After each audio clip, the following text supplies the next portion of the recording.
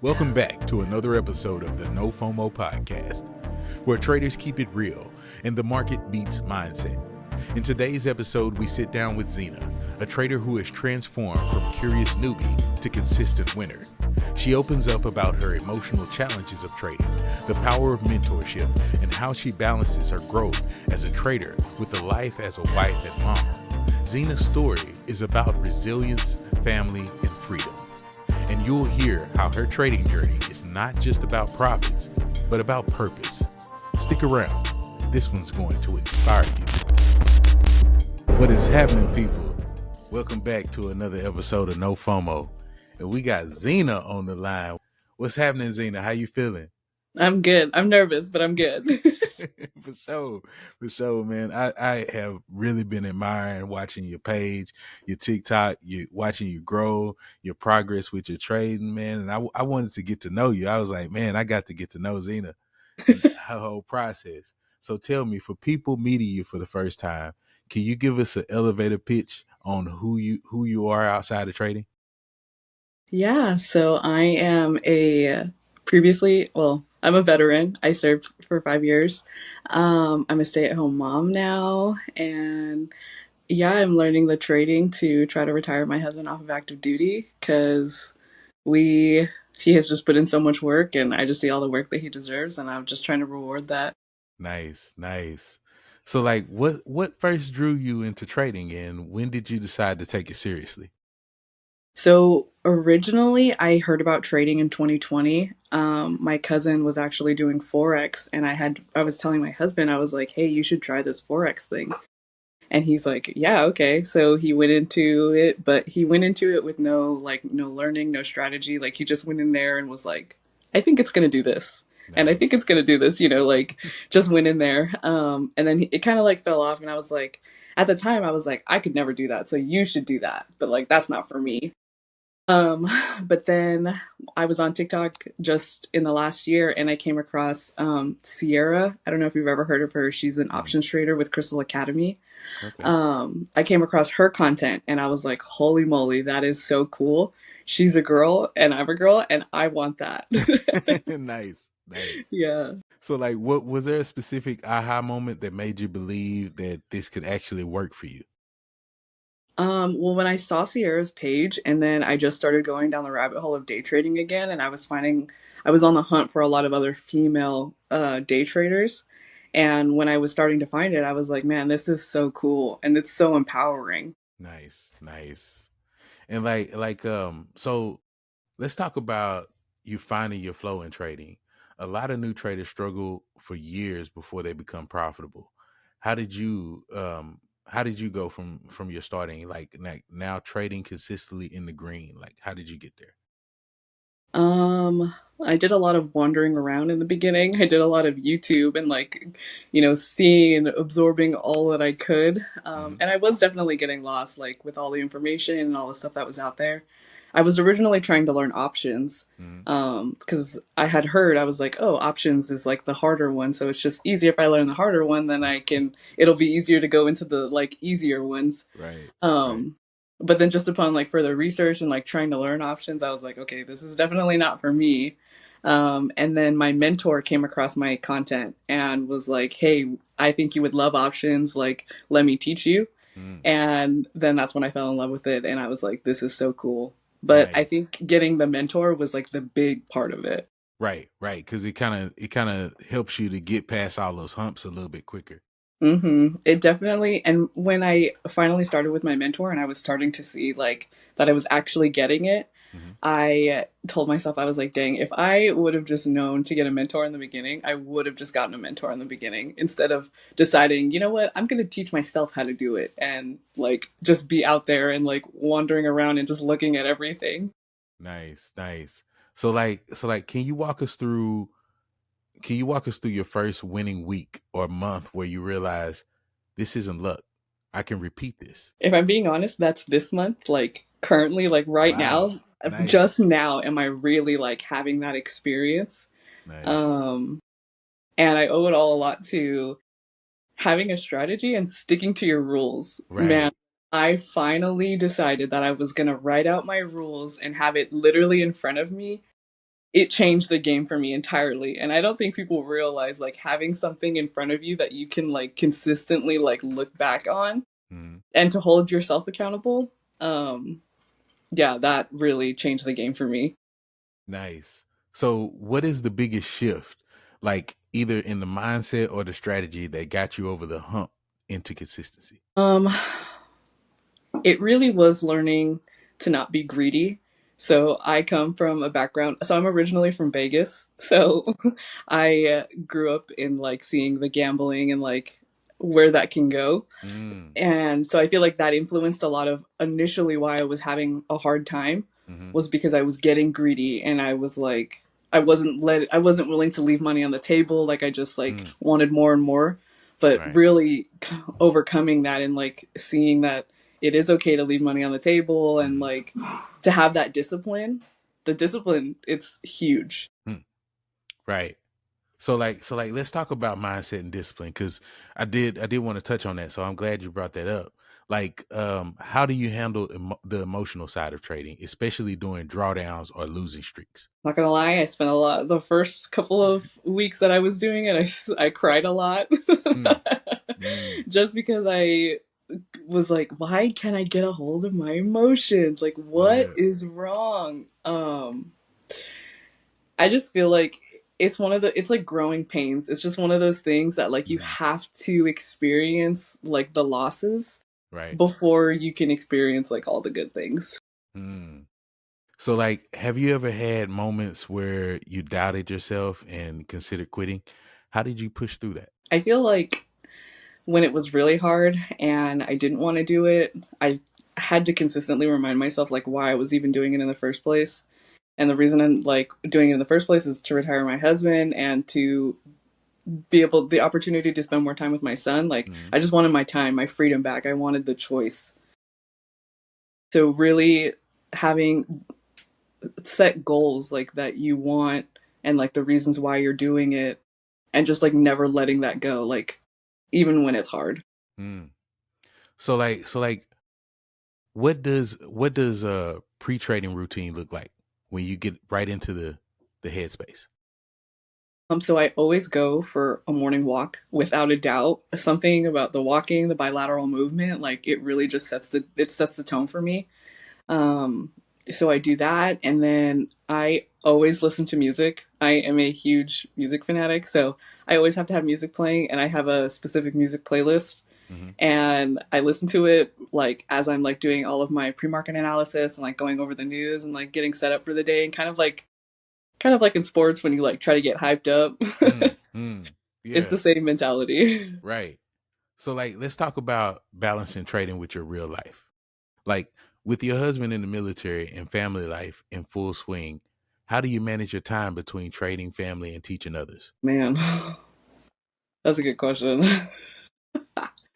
I feel like at first it was kind of hard because I was like so excited about all of it and I was like, oh, I can learn at the same time and like spend time with my family. I think proper time management and just setting time for every specific thing instead of trying to do it all at once is really Mm. like what helped me.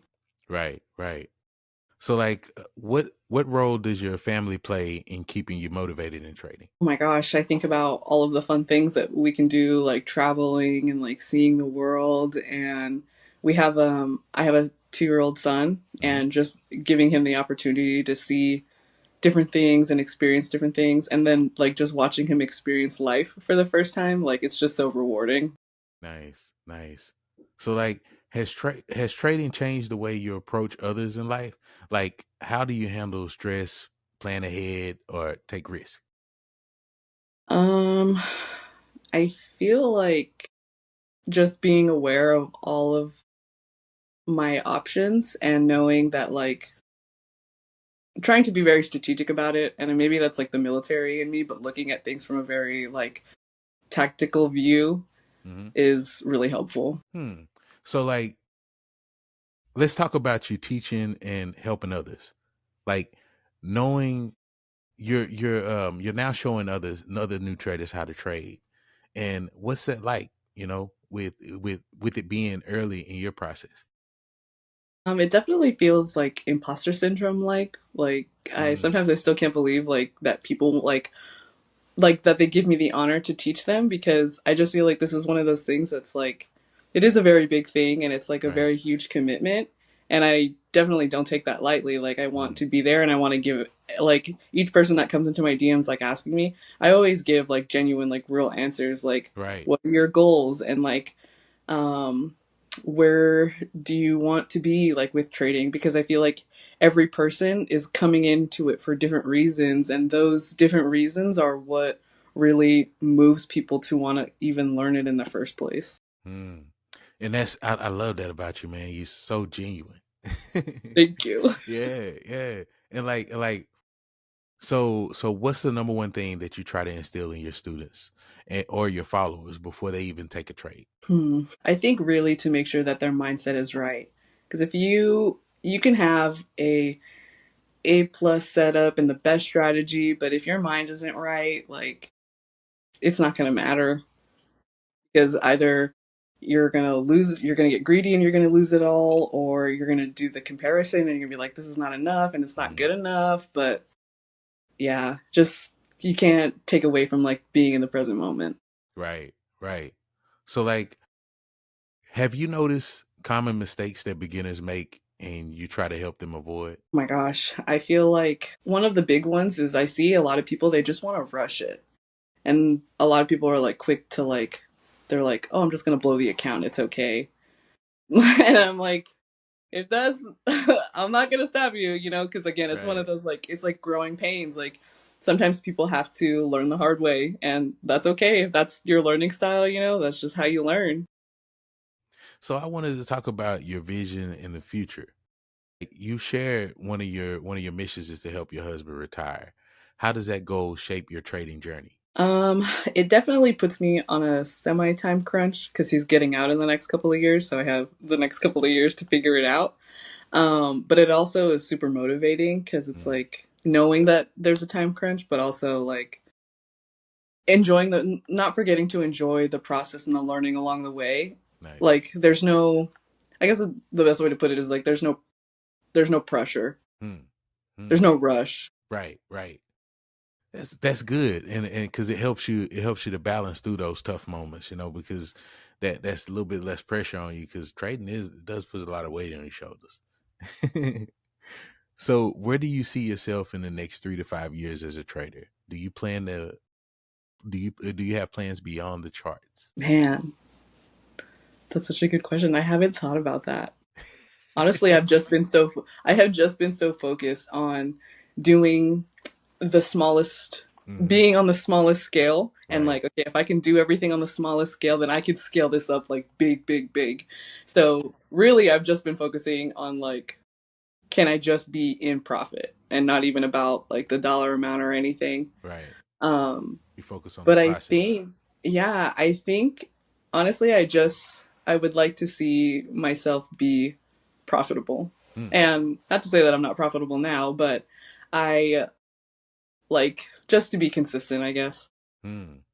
And for the new traders listening right now who feels overwhelmed and unsure if they'll make it, what would you tell them? I would tell them that there I would tell them that there's no rush and the timing is perfect. There's divine timing in everything. Mm, That you're going to learn it in the way that you need to learn it in the time that you need it. Um, that I'm a heavy believer on that everything happens for a reason and it happens at the right time. nice. So I feel like for people sometimes when they're faced with those challenges, it's like, okay, this is trying to teach me something. Hmm. So, what's one thing you wish more people understood about trading and lifestyle that it can create? I think people don't realize like that we don't really have like the freedom Hmm. like to do things like, you get sucked into the 9 to 5 and like Right. you work for somebody else, and I feel like society makes that like that is the normal, but Mm, like I don't like that is not normal. right. Right. Like there's more to life than just working 40 hours a week. That's real. Yeah. And like, so as I come down to my last bit of questions, these here are quick hit bonus questions. I like to call them sniper questions. So you just go straight off top of the dome. Okay. First thing you think about, and it's to get just a little bit more personal. What's your happy dance when you hit a big win? Like And coffee, tea, or energy drink before trading? coffee. Mm. One trading tool or platform that you couldn't live without. Trade of 8. Hmm. What's the weirdest thing that you've done while waiting for a trade to play out? I don't know that this is weird. It was really inconvenient.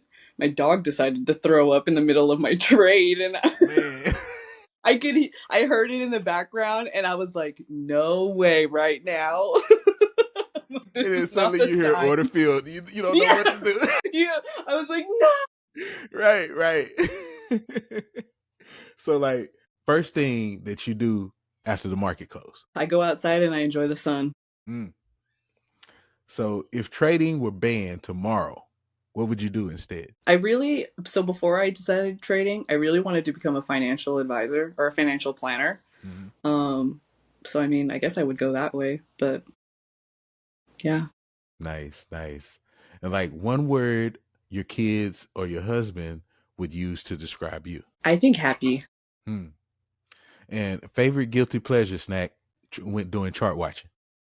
Ooh, salty or sweet? Your choice. I love both. So if it's sweet, it's definitely chocolate covered pretzels, and if it's salty, it'd be like jalapeno kettle chips. I thought you were about to say trail mix. Because I was like, it's sweet and salty, So, but if you could only trade one market for the rest of your life, what would it be and why? Ooh. So I'm only trading on MES right now. So if I had to choose, because I literally have not touched anything else, it'd probably just be ES. So like, what song would be your trading theme song? Probably Big Bang by YG. Okay. Then that's what I talk about. Like, that's why I have my music playlist, because I'm like, I gotta get in the zone. I'm like, I'm in the zone. I'm getting this money. You ain't gotta tell me nothing. Get my bag. So like, if you could have dinner with any trader, alive or past, who would it be? Oh my gosh. She was one of the females that I saw when I first came into the trading space, but I would love to sit down with her. Tori Trades. Tori Trades. Yeah. I remember seeing her when I was in IML. Yep, our markets live, and she was just starting and everything. She started going from there, and she kind of branched off, did her own thing. Her story is amazing. Yeah. So like, what is the most expensive lesson that you've learned in trading thus far? Most expensive lesson. It pays to have a mentor. Just get the mentor, because if you're not paying for it in money, but you're paying for it in time. Right. Man, that's solid, man, because that's straight to the point. And like, man, Zena, I really enjoyed it. It was a great conversation. Yeah. Thank you so much. Thank you for having me. I appreciate it. For sure. So like, man, I want to continue to see you grow. I'm watching your progress, man, and I'm rooting for you. Thank you so much. I appreciate you. Man, so hey guys, thanks for tuning in to the NOFOMO Podcast, where we discuss keeping it cool and adapting to today's ever-changing markets. If you've enjoyed this episode, make sure that you hit that like and subscribe so that you don't miss out on the future drops. We've got plenty more insight coming your way. Until next time, stay focused, stay disciplined, and remember, when it comes to trading, the best mindset to keep is no FOMO. Y'all be cool, and we catch you on the next one.